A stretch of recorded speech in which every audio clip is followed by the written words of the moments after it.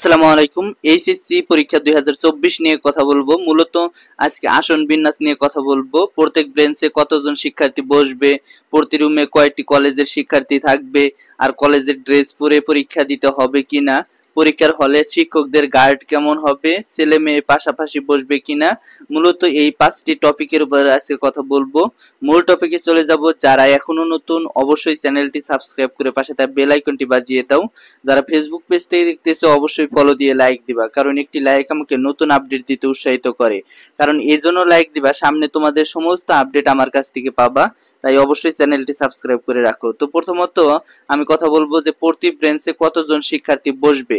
এটা হচ্ছে 1 নম্বর অপশন। এখানে দেখা যায় এইচএসসি যারা পরীক্ষা দিছিলা তারা কিন্তু দেখছো একটা ব্রেঞ্চে 2 জন করে শিক্ষার্থী বসছিল, কিন্তু ইন্টারেও তার ব্যতিক্রম হবে না, অর্থাৎ একটা ব্রেঞ্চে 2 জন করে শিক্ষার্থী বসবে। তুমি বসছো আর তোমার পাশে অন্য একটা শিক্ষার্থী বসবে, তাহলে বোঝা যায় যে একটা ব্রেঞ্চে 2 জন করে শিক্ষার্থী বসবে।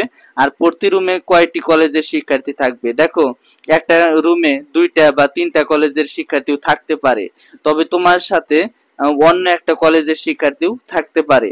তো এটা অবশ্যই তোমরা জানবা যে তোমার যে পাশে বসবে সে কিন্তু তোমার কলেজের শিক্ষার্থী হবে না, অবশ্যই অন্য কলেজের শিক্ষার্থী হবে। আর কলেজের ড্রেস পরে পরীক্ষা দিতে হবে কিনা, এটা একটা গুড পয়েন্ট। অবশ্যই তোমাকে যে পরীক্ষা কেন্দ্রে যাবা, পরীক্ষা কেন্দ্রে যাওয়ার পরে সেখানে কিছু কিছু স্কুল আছে বা কিছু কিছু কলেজ আছে, তাদের কিন্তু নিজস্ব ড্রেস আছে। ড্রেস পরে তারপরে কিন্তু ওই পরীক্ষা কেন্দ্রে উপস্থিত থাকতে হয়। আবার কিছু কিছু কলেজ আছে তাদের নিজস্ব কোনো ড্রেস নেই, আর যে কোনো ড্রেসে গেলেই তাদের কিন্তু পরীক্ষা দিতে দেয়, পরীক্ষা দিতে কোনো সমস্যা করে না। তবে তোমার যদি কলেজের কোনো নির্দিষ্ট ড্রেস থাকে, ওই ড্রেস অবশ্যই তোমাকে পরিধান করে যেতে হবে, তা না হলে কিন্তু পরীক্ষা দিতে সমস্যা হবে। আর 4 নাম্বার যে অপশন, পরীক্ষার হলে শিক্ষকদের গার্ড কেমন হবে। দেখো, পরীক্ষার হলে যখন যাবা তখন কিন্তু শিক্ষকরা কোনো শিক্ষক নর্মালি গার্ড দেয়, আবার কোনো শিক্ষক অনেক হার্ড করে, অর্থাৎ কোনো কিছুই দেখতে দেয় না। এ ধরনের শিক্ষার্থী কিন্তু আছে, তুমি দেখলেই বুঝতে পারবা যে এটা কোন ধরনের শিক্ষার্থী। যেদিন যে গার্ড পড়বে তার সাথে সদাচরণ করবা, ভালো ব্যবহার করবা, তাহলে দেখবা যে তোমার পরীক্ষাটা ভালো হওয়ার সম্ভাবনা রয়েছে এবং কি শিক্ষকও সহযোগিতা করার সম্ভাবনা থাকে। তাই শিক্ষকদের সাথে নম্র ভদ্র ব্যবহার করতে হবে। আর 5 নাম্বার যে অপশন, সেটা হচ্ছে ছেলে মেয়ে পাশাপাশি বসবে কিনা।